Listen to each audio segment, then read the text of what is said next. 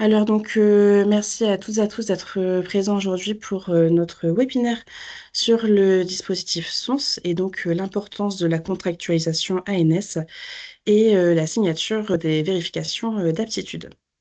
Je suis Gwenaëlle Renou, chargée de collectif, chargée de communication au collectif SI. Et donc le collectif est une association Hop. Créé en 2021, mais c'est depuis 2017 que sept fédérations travaillent ensemble autour des enjeux de la transformation numérique des systèmes d'information et des services numériques en santé. Nous avons pour mission d'accompagner la transformation numérique des ESMS sur l'ensemble des Hauts-de-France et notamment via l'appel à projet ESMS numérique. Et en plus de cela, nous avons également un rôle d'information avec l'élaboration de dossiers de vulgarisation sur le numérique en santé, un rôle d'aide à l'émergence de projets avec une aide à la constitution de GRAP et également un rôle de capitalisation avec l'élaboration de retours d'expérience et de la mise à disposition d'outils. Et Véronique, je te laisse également te présenter. Oui, bonjour à tous. Moi, je suis Véronique Sardinski, je suis chef de projet au grade INEA. Donc là, pour ce webinaire, on va le faire à deux voix, à la fois collectif et moi-même, pour le grade. Donc un grade, voilà, c'est un groupement régional, voilà, ça signifie groupement régional d'appui au développement de la e-santé. Donc nous sommes un opérateur public, hein, on travaille en collaboration avec l'ARS et voilà, le GRAD est un centre d'experts, un centre d'expertise sur le sujet de la e-santé et on porte différents sujets, enfin, on accompagne tous les acteurs de la prise en charge usager et la prise en charge patient, donc aussi bien le monde libéral, l'établissement de santé, le monde médico-social aussi, sur tous les sujets de la e-santé. Donc sur la slide suivante, pour expliquer un petit peu plus en détail ce que l'on fait. On travaille à la fois, donc, comme je l'ai dit, l'accompagnement des acteurs avec le pilotage de projets, une expertise e-santé. Alors quand on dit e-santé, je développerai peut-être un tout petit peu plus à partir de la slide suivante, voilà, pour donner quelques exemples de ce qu'on appelle la e-santé. Et on est donc sur l'accompagnement des professionnels. Alors, sur la slide suivante, pour vous donner en fait quelques petits mots-clés par rapport à ce qu'on appelle la e-santé. Donc, c'est aussi bien sur la messagerie sécurisée de santé, sur la télésanté, sur l'accompagnement des dispositifs d'appui à la coordination. Spécifiquement pour le monde médico-social, donc on vous accompagne sur Via Trajectoire, sur un dispositif, voilà, un ANUA qui s'appelle le ROR, et très fortement depuis 2021, donc sur les deux dispositifs de financement que sont le programme SMS numérique et le programme SONS, donc pour vous aider en fait à mettre en place et à réaliser la mise en place de dossiers usagers dans le cadre, enfin, en étant soutenu financièrement par ces deux dispositifs de financement. Donc on est une équipe de 3 personnes au grade spécifiquement pour le couloir médico-social, mais on est au total environ 80 personnes au grade pour accompagner donc sur ces différents sujets. Et un sujet fort également sur la cybersécurité. Voilà, donc voilà, tout un panel en fait d'offres de services sur le sujet de la e-santé. Et on est vraiment, enfin je le rappelle, vraiment un acteur public au service des différents acteurs. Donc, faut pas hésiter à nous solliciter. Merci. Alors, dans ce webinaire, nous commencerons par un rappel sur ce qu'est le dispositif SONS. Et ensuite, nous ferons un focus sur la contractualisation ANS. Alors, un rappel, pourquoi? Parce que si vous êtes présent aujourd'hui, j'imagine que vous êtes déjà inscrit dans ce dispositif.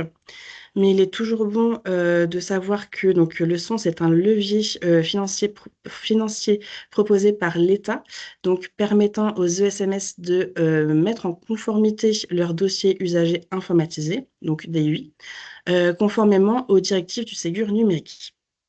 À savoir que l'État prend en charge les coûts d'installation des montées de version, et que voilà, donc ces DUI sont référencés par l'ANS, donc l'Agence nationale du numérique. Les éditeurs reçoivent directement ces financements lorsqu'ils mettent à jour les DUI et aucun frais supplémentaires pour les ESMS sont à prévoir, à l'exception des coûts liés au matériel et à l'installation de la MSS. Donc, il est toujours bon de savoir ce que comprend le SONS. Donc, le SONS couvre donc la licence d'utilisation, les frais d'installation, de configuration, de qualification et de paramétrage. Donc, la maintenance corrective dans la limite de 6 ans. Donc, au-delà de ces 6 ans, donc, il s'agit d'un autofinancement. Donc, l'accompagnement à l'obtention d'un certificat logiciel de type organisation, le suivi du projet et la livraison de la documentation, et enfin, la formation des professionnels. Et donc, il est tout aussi important de savoir donc, ce qu'il ne couvre pas. Donc, il s'agit du financement des boîtes aux lettres MSS, donc qu'elles soient nominatives, applicatives ou organisationnelles. Donc, les coûts associés à un changement complet de la solution logicielle, les coûts d'infrastructure additionnels et donc l'achat du lecteur de cartes. Voilà, et il est aussi toujours bon de rappeler que finalement, le SONS se fait en différentes étapes. Donc, il y a des étapes préalables, comme donc, la vérification de l'éligibilité des ESMS, donc la prise de contact avec l'éditeur, la signature du bon de commande. Donc, une fois que ce bon de commande est signé, donc l'éditeur l'envoie directement à l'ASP pour faire une demande de financement. En parallèle, donc Loger contractualise avec l'ANS et réalise une commande de certificat. Donc ensuite, donc l'éditeur met à jour donc la solution et ensuite donc Loger doit signer l'AVA donc pour attester que donc le logiciel, en tout cas cette nouvelle version, a bien été installée et qu'elle soit bien aux normes. Donc, ce qu'il faut retenir, en tout cas, c'est que donc ce dispositif est un levier financier destiné aux ESMS disposant déjà d'un DUI. La signature de l'AVA auprès de l'éditeur est possible seulement jusqu'au 19 février et que pour ce faire, il faut absolument que les démarches administratives auprès de l'ANS soient réalisées.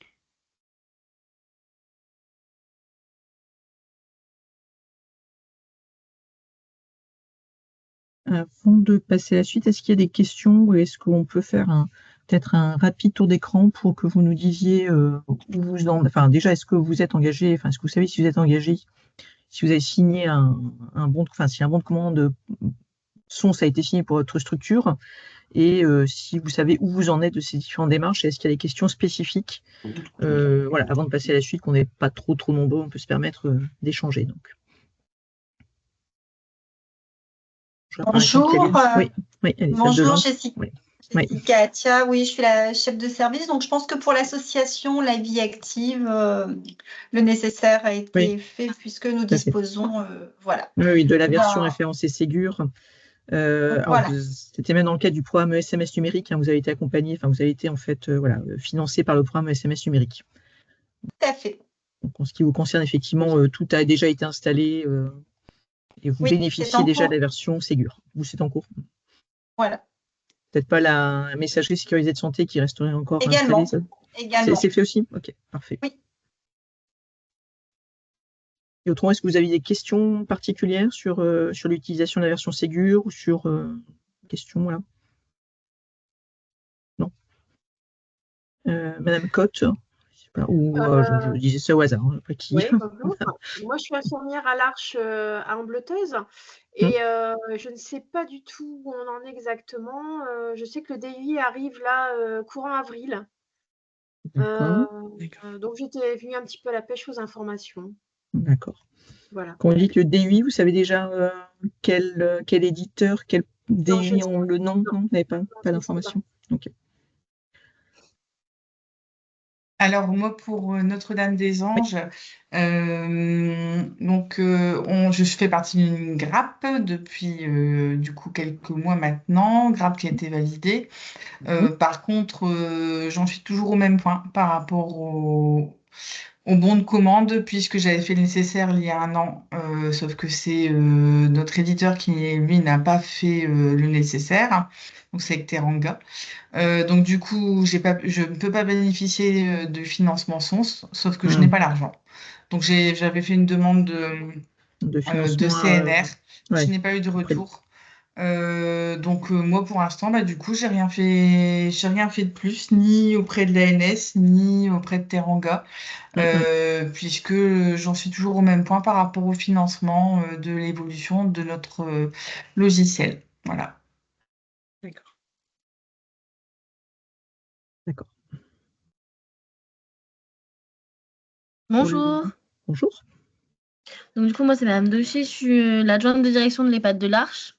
Donc, je représente Madame Andermark, on fait partie de la même grappe qui a été validée là, il y a peu de temps.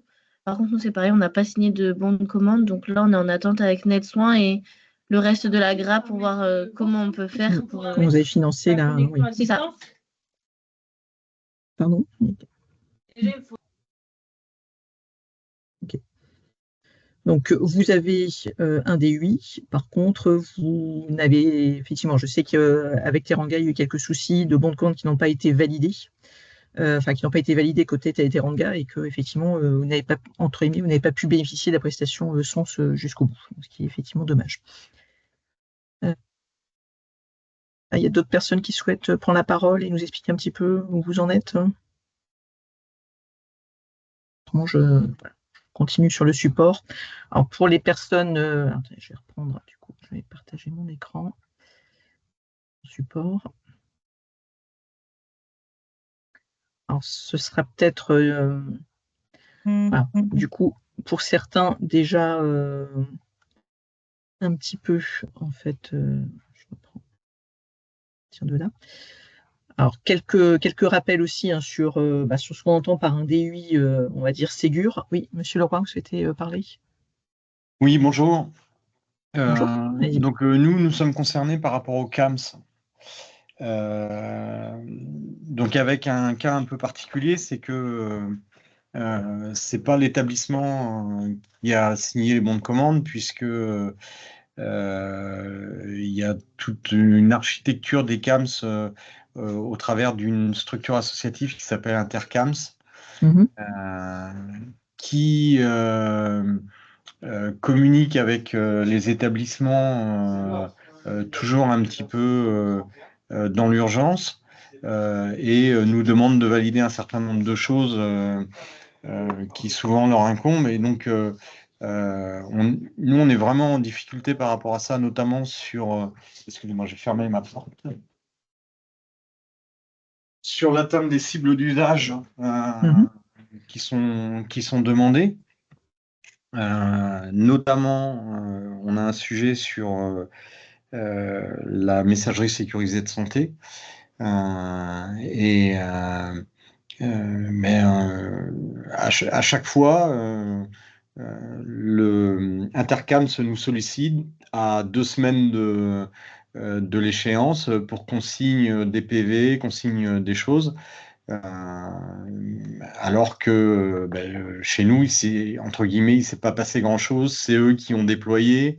Donc, on a souvent cette difficulté.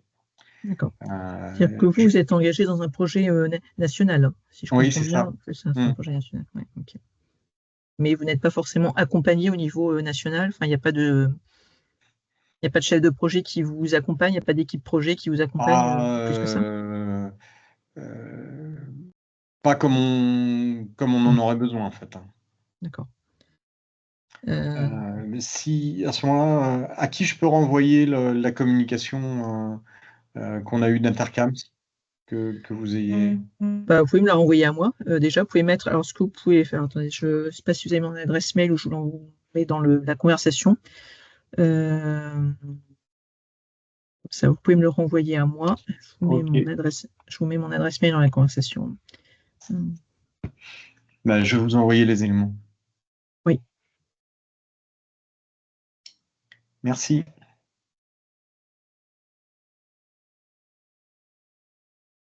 Je fais ça tout de suite. Je vais reprendre la présentation. Elle sera peut-être un peu pas forcément injulcatoire. Quand ça marche avec Cogiris. OK. Alors, je vais quand même continuer sur la présentation. Ça, pour certains, ça pourra répondre aux questions ou ça suscitera en tout cas un échange. pour reprendre le cours. Donc, l'objectif du déploiement de cette version Ségur qui peut être financée par différents moyens. Alors, quand on est simplement sur une montée de version, donc il y avait le dispositif SONS qui permettait donc de passer à l'installation de la version Ségur. Et puis après, alors j'en ai un tout petit peu parlé, le programme SMS numérique, qui lui est fait pour permettre en fait l'acquisition ou le renouvellement du dossier usager pour installer là aussi la version Ségur. Donc cette version Ségur, c'est à la fois évidemment des fonctionnalités métiers, sur l'admission, la gestion administrative, le projet personnalisé, le soin, etc. Donc tout un panel de fonctionnalités métiers, mais ça permet aussi des fonctionnalités d'échange et de partage en s'appuyant sur le DMP, qui a en fait une connexion directe à partir du dossier usager pour pouvoir alimenter le DMP, donc mon espace santé de l'usager. Donc c'est dans le schéma, c'est la brique qu'on retrouve ici, puisque ce qui est demandé, en fait, c'est tout l'objectif de ces dispositifs Ségur, que ce soit pour vous, le monde médico-social ou les autres acteurs, c'est de permettre un partage plus fluide des données entre les différents acteurs et avec les personnes aussi, avec l'usager, avec le patient. Et on s'appuie pour ça donc sur mon espace santé et donc sur le DMP aussi, puisque le DMP est une partie de mon espace santé, c'est la brique documentaire de mon espace santé. Donc l'objectif, c'est que tous les acteurs alimentent mon espace santé avec les documents qui sont utiles. Ils puissent à terme ou déjà maintenant consulter mon espace santé aussi, le DMP, donc la partie documentaire de mon espace santé, pour les documents qui leur sont utiles. Donc ça, c'est une des premières choses. Donc le DMP est donc mon espace santé en lien avec ça. Et l'autre fonctionnalité qui est déployée à partir du dossier usager aussi, donc c'est la fonctionnalité messagerie sécurisée de santé. Donc une utilisation plus fluide et plus facile également de la messagerie, en tout cas de l'envoi sécurisé de documents via l'AMS Santé à partir du dossier usager aussi. Et donc ce schéma, c'est bien pour représenter en fait que tout le monde est concerné et que l'objectif, donc c'est bien de partager plus facilement entre tous les acteurs, plus facilement donc les documents qui sont utiles. Donc ça, c'est vraiment le DUI Ségur sur la partie en faisant un focus vraiment sur les fonctionnalités d'échange et de partage. Alors là, quand on parle DMP, alors INS, alors est-ce que la notion d'INS, je ne sais pas si ça parle à tout le monde aussi, donc l'INS, c'est l'identité, alors je vois que les gens approuvent, les personnes qui approuvent, c'est bien. Donc l'INS, c'est l'identité nationale de santé, donc c'est une identité dite pérenne, c'est un identifiant, une identité unique et pérenne pour les usagers. Et l'intérêt de cette INS, c'est que tous les acteurs utilisent également cette INS, donc c'est à la fois un numéro, donc le numéro INS qui est généralement le numéro de sécurité sociale, et des traits d'identité, donc le nom de naissance, les prénoms de naissance, avec un ordre précis pour avoir le premier prénom de naissance, la date de naissance, le sexe et le code du lieu de naissance, de la commune du lieu de naissance. Donc voilà, cette identité, cette façon de gérer l'identité, qui est commune à tous les acteurs, elle facilite également le partage des données entre les différents acteurs, puisque tout le monde s'appuie sur cette INS pour partager les informations. Donc ça, c'est quelque chose qui est très important, et il faut que cette INS soit ce qu'on appelle au statut qualifié, c'est-à-dire avoir vérifié l'identité de l'usager sur la base d'une pièce d'identité, ce qu'on appelle à haut niveau de confiance. Donc généralement, c'est la carte d'identité ou le passeport. Donc pour les enfants, ça peut être également un extrait d'acte de naissance pour les personnes qui n'ont pas forcément, pour les enfants qui n'ont pas forcément de carte d'identité encore. Voilà, donc il y a des pièces d'identité qui font foi pour vérifier donc l'identité de la personne. Donc ça, c'est une première chose.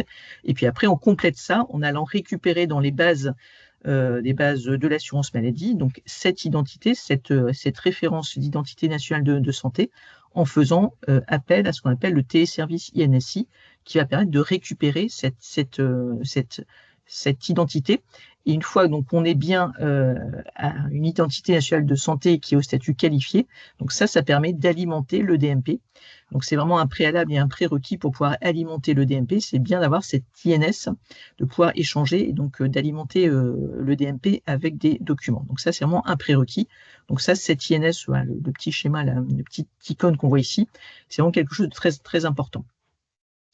Alors, pourquoi on vous parle jusqu'à maintenant, on vous a dit, la contractualisation INS, c'est quelque chose qui est très important. Alors, pour certains, vous l'avez déjà fait, mais parce que vous allez utiliser, donc pour pouvoir utiliser, faire appel au téléservice INSI, donc qui est un préalable pour alimenter le DMP, donc alimenter le DMP, il faut forcément, comme ce sont des services numériques en santé, il faut s'authentifier, s'identifier. Voilà, donc l'INSI, le DMP, l'AMS Santé. Et donc, il faut des moyens d'identification électronique. Donc, on appelle parfois MIE, si vous avez déjà vu ce sigle, les moyens d'identification électronique. Alors, derrière ça, ça veut dire qu'il faut soit une carte, donc ça peut être une carte CPS pour les personnes qui sont autorisées à avoir une carte CPS, donc les professionnels de santé. Pour les professionnels qui ne sont pas forcément habilités à avoir la carte CPS, donc ça va être une carte CPE, une carte de professionnel d'établissement, ou ça peut passer également par ce qu'on appelle un certificat logiciel. Il y a également ce qu'on appelle l'ICPS, qui est l'application CPS. Voilà, soit c'est pour les personnes qui préfèrent avoir la carte CPS, enfin avoir l'application ICPS pour des questions de dématérialisation. Donc ça, ce sont ce qu'on appelle les moyens d'identification électronique. Et en fait, ces moyens, ils sont délivrés par l'Agence du numérique en santé. Et donc, pour récupérer, donc soit, il y a différents moyens de récupérer la carte CPS ou la carte CPE ou certificat logiciel. Mais en tout cas, ces moyens sont délivrés par l'Agence du numérique en santé. Et c'est pour ça qu'on vous parle de contractualisation. Alors, je reviendrai sur le certificat logiciel après. C'est pour ça qu'on vous parle de contractualisation, puisque c'est bien l'ANS en fait qui va délivrer ces différents moyens. Et pour pouvoir récupérer une carte CPE ou un certificat logiciel, il faut forcément passer par l'ANS. Et donc, il faut faire ce qu'on appelle la contractualisation, qui est tout à fait gratuit. Enfin, c'est vraiment une démarche administrative.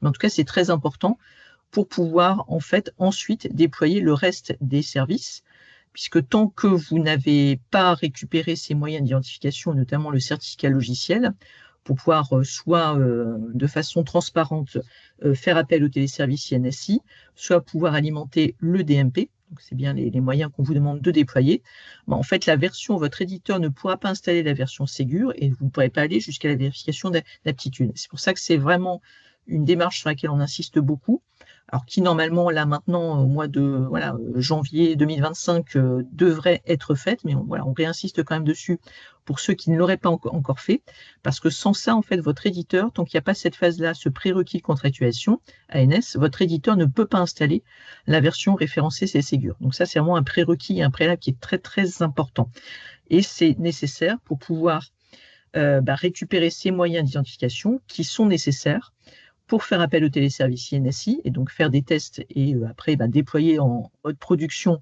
l'INS, et puis pour alimenter le DMP, sachant que la consultation, elle requiert soit la carte CPS, soit l'application ICPS. Et en fonction des usages de l'AMS Santé, du type de boîte aux lettres qui va être déployée, là aussi, ça passe soit par un certificat logiciel, soit par carte CPS ou application ICPS.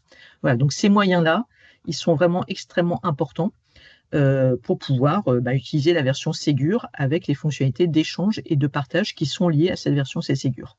Et ça passe donc par ce contrat ANS. Donc là, vous aurez le support, évidemment, on vous enverra le support. Mais là, c'était pour vraiment bien rappeler en fait toutes ces démarches.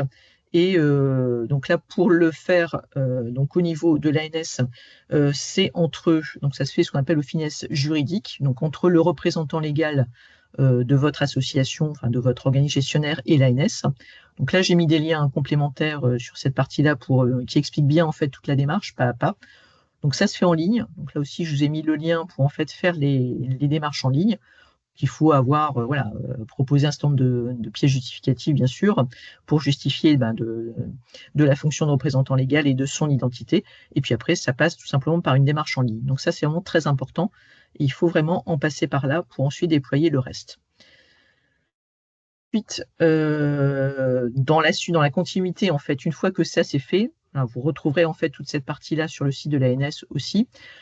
Généralement, le représentant légal, c'est pas lui qui va faire la suite des démarches, donc il va désigner ce qu'on appelle un mandataire, un ou plusieurs. Donc là aussi, ça passe par, en fait, c'est la personne qui sera habilitée à réaliser des démarches au nom du représentant légal. Donc par exemple, de commande de certificat logiciel, donc c'est en fait le point 4 qui est ici, sachant que les certificats logiciels, techniquement, c'est ce qui va permettre, si je reviens sur mon petit tableau ici, c'est ce qui va permettre là aussi de faire appel au téléservice INSI, d'alimenter le DMP de façon plus fluide et transparente. Et un certificat logiciel, c'est un fichier informatique, mais qui fait fonction de pièce d'identité numérique et qui va en fait garantir l'identité au niveau de la personne morale. Donc c'est quelque chose qui est pratique à mettre en place pour utiliser le téléservice INSI et l'alimentation du DMP, parce que ça évite de devoir le faire à chaque fois avec une carte. Donc c'est quelque chose qui est très pratique à déployer.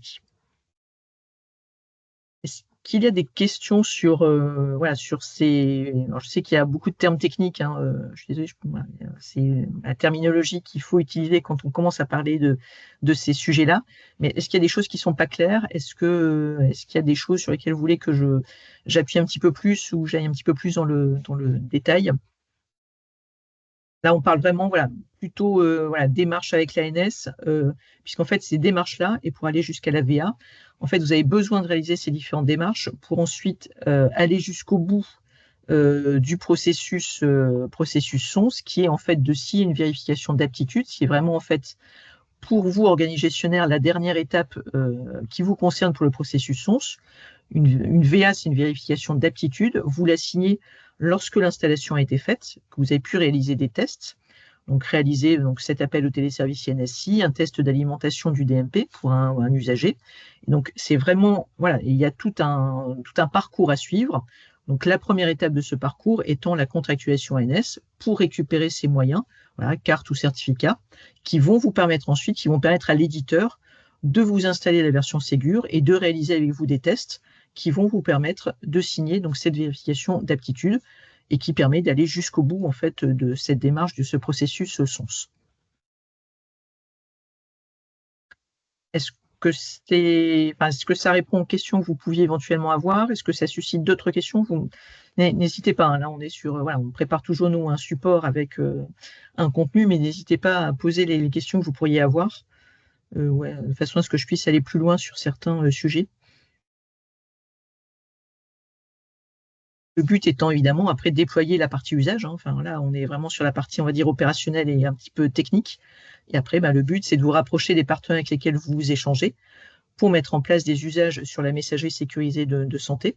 Donc identifier les partenaires avec lesquels vous travaillez et pour lesquels vous allez pouvoir mettre en place des échanges via la MS Santé. Donc les données sensibles doivent passer par la messagerie sécurisée de santé. Et pour le DMP, l'alimentation du DMP, c'est voilà, réfléchir en interne avec les professionnels avec lesquels vous travaillez. Quels sont les documents qui auraient un intérêt à être partagés via le DMP? Donc le projet personnalisé, le dossier liaison d'urgence, des prescriptions, des comptes rendus, voilà, tout document en fait qui a un intérêt, enfin, dans le cadre d'une prise en charge coordonnée, à être déposé dans le DMP pour que d'autres professionnels puissent les consulter et avoir une bonne vision en fait de l'état enfin, entre guillemets, hein, enfin en tout cas de voilà, l'état de la personne que vous accompagnez et qui accompagne évidemment en collaboration, en coopération avec d'autres professionnels. Je prends la question sur la carte CPS. Demande de carte CPS pour d'autres professionnels de service par la suite. Oui, tout à fait. Alors sur les cartes CPS, il faut savoir qu'en fait, en fonction, oui, le support sera envoyé par mail, tout à fait. En fonction en fait, du professionnel, si c'est un médecin par exemple, sa carte CPS, elle sera délivrée une fois qu'il est inscrit à l'ordre. Tout est géré en fait entre l'ordre des médecins pour les cartes CPS. Pour les autres professionnels, ça passe par un site. Alors, attendez, je vais rechercher un autre support pour vous expliquer ça. Sur les cartes CPS, parce que c'est un vrai sujet aussi. Et je vais vous aller chercher un autre support pour vous expliquer ça plus clairement.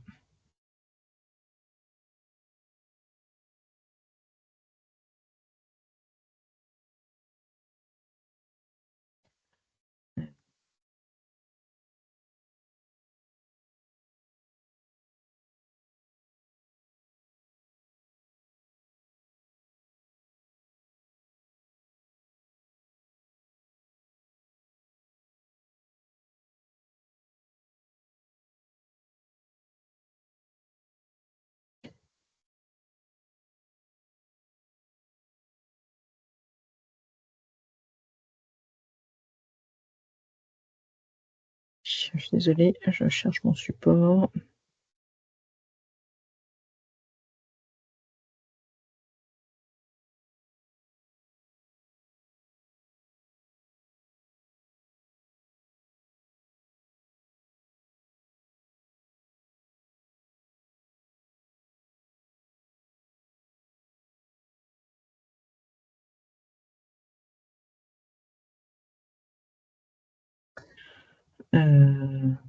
Alors, pour la carte CPS, excusez-moi, je n'avais pas prévu de vous présenter ce support-là le temps que je le retrouve.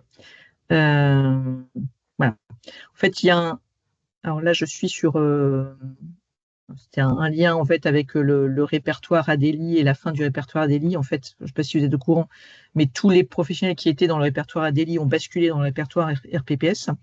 Donc aujourd'hui, il n'y a plus qu'un seul répertoire qui est le répertoire RPPS. Donc ça, c'est faire un petit pas de côté par rapport à ça.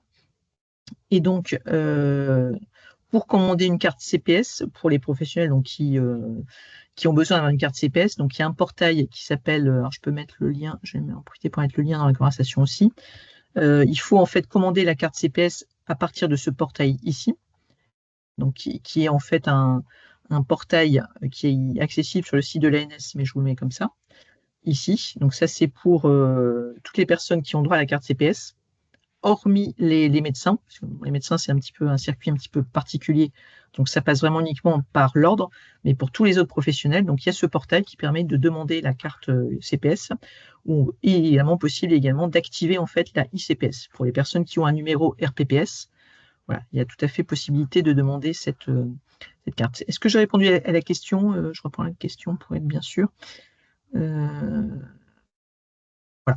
Oui, carte CPS. Donc ça passe par ce lien-là. Et après, donc les cartes CPE, c'est un autre circuit, c'est encore autre chose. Mais voilà, pour les professionnels qui sont en droit d'avoir une carte CPS, donc qui sont enregistrés dans le RPPS, enfin qui sont présents dans le RPPS, professionnels de santé au sens large, et certains professionnels que vous pourriez vous être amenés à enregistrer aussi, ce qu'on appelle les professions à rôle, même si je déborde un petit peu. Donc il y a possibilité, voilà, il faut savoir que le répertoire RPPS a été élargi à d'autres professions, des éducateurs par exemple, des aides-soignants. Voilà, il y a possibilité de les enregistrer dans le RPPS aussi, et donc qu'ils puissent avoir, alors c'est pas eux, ce ne sera pas une carte, la carte physique CPS, mais ce sera l'application ICPS. Et sachant, voilà, cet enregistrement et voilà, il va être en tout cas de plus en plus important. Vraiment, il va falloir que à terme tous les professionnels qui accèdent aussi bien au dossier usager, à partir de 2026, voilà, ça c'est quelque chose qui va arriver, sur lequel on communiquera aussi. Il faudra que les professionnels soient enregistrés dans le RPPS, puisqu'il y aura, pour se connecter, l'obligation de passer par une connexion à ce qu'on appelle à double facteur d'authentification. Et donc ça va passer par différents moyens, notamment ProSanté Connect. Voilà, donc ça, c'est des choses qui vont arriver en 2026, mais qu'il faut commencer sérieusement à avoir en tête en 2025. Là, je déborde un petit peu la présentation.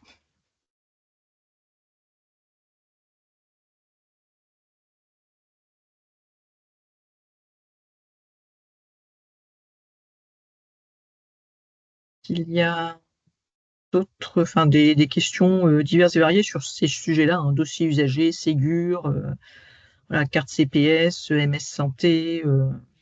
Alors, pour information, au niveau du grade, on a une offre MS Santé en lien avec... oui, Monsieur Leroy.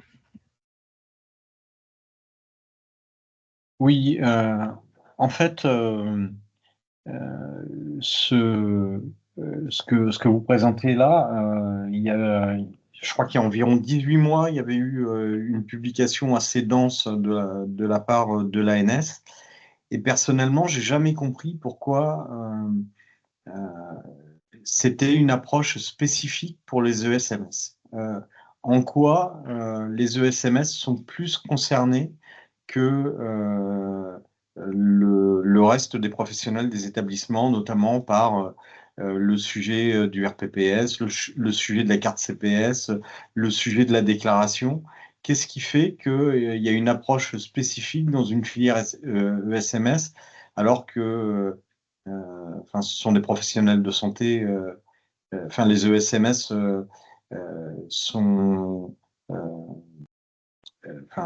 accueillent des professionnels de santé qui ont le même statut, les mêmes prérogatives que les établissements qui les accueillent. Il y avait peut-être un petit rattrapage à faire dans certains cas, notamment pour les IDE, par exemple, qui n'étaient pas pour les élus qui n'étaient pas forcément inscrites alors, donc il y a eu un petit rattrapage à faire en fait d'informations sur le sujet. Après, le fait de généraliser l'utilisation d'un dossier usagé, c'est comment ça a démarré. Il y a eu vraiment un focus très fort qui a été fait depuis 2021 avec le programme SMS numérique qui a été mis en place. Donc, l'utilisation et l'usage en fait de données de santé, nécessite une identification du professionnel. Donc en fait, c'est lié aussi à ça. C'est lié à ça. Le fait de déployer de plus en plus un dossier usager informatisé nécessite des moyens plus sécurisés pour s'authentifier et donc une communication sur qui a le droit de faire quoi entre professionnels médicaux, professionnels de santé et à l'intérieur des professionnels de santé, différentes catégories de professionnels de santé, et le fait que le RPPS également soit ouvert à d'autres catégories de professionnels que les professionnels qui étaient initialement déjà enregistrés dans le RPPS. Mais on est d'accord que alors il y a des ESMS qui sont entre guillemets indépendants. Nous, nos ESMS, donc on a des EHPAD, on a un CAMS qui font appel à des salariés de l'établissement. Donc ces salariés de l'établissement, nous on les a déclarés dans l'annuaire santé comme tous les salariés de l'établissement. On n'a pas de démarche spécifique à faire. Spécifiquement pour le SMS, c'est-à-dire que les IDE du CAMS, les médecins du CAMS sont dans l'annuaire santé, sont concernés par le déploiement de la CPS et de la ICPS au même titre que les autres. Il n'y a pas de spécificité. Non. Ah, d'accord. En fait, cette démarche-là consistait en gros à sensibiliser en particulier les ESMS indépendants, entre guillemets. Oui, indépendants et les autres aussi. C'est-à-dire que comme en fait au niveau aussi bien, on a tendance à ce qu'on appelle dans le jargon à travailler par couloir, c'est-à-dire en fait, il y a une communication spécifique sur l'hôpital qui est fait, sur le médico-social, on a tendance à travailler quand même couloir par couloir, et parce que les programmes qui s'adressent aux uns et aux autres ne sont pas forcément les mêmes. Par exemple, le programme SMS numérique qui s'adresse spécifiquement aux ESMS. Donc c'est pour ça qu'il y a des communications qui sont faites quand même spécifiquement pour les ESMS. Okay. Et le dispositif SONS, il y a un référencement, on parle bien de dossiers usagers, on parle pas de DPI, et donc il y a des couloirs différents, des référencements différents, des cahiers des charges qui sont différents, donc il y a quand même bien une logique en fait de couloirs et de communication spécifique aussi pour chacun de ces couloirs, et des calendriers différents, des référencements différents, des cahiers des charges différents. Donc voilà, c'est pour ça que il y a une communication forte qui est menée depuis 3 ans maintenant. Ok, merci pour ces précisions.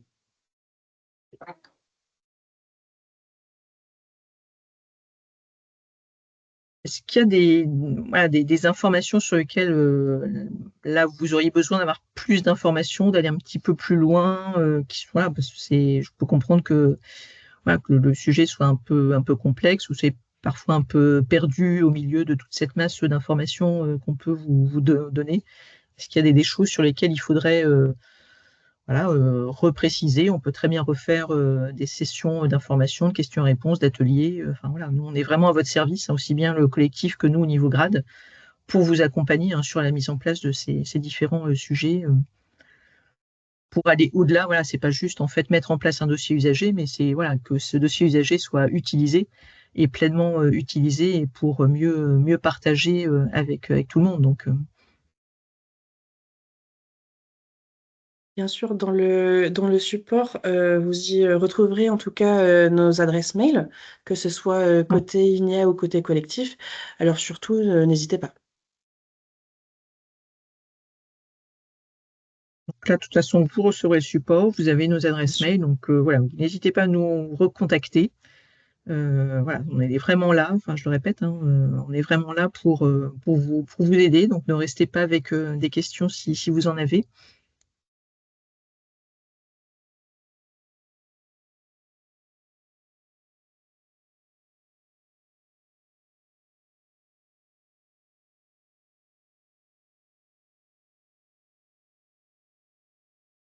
s'il n'y a plus de questions, je pense qu'on va pouvoir.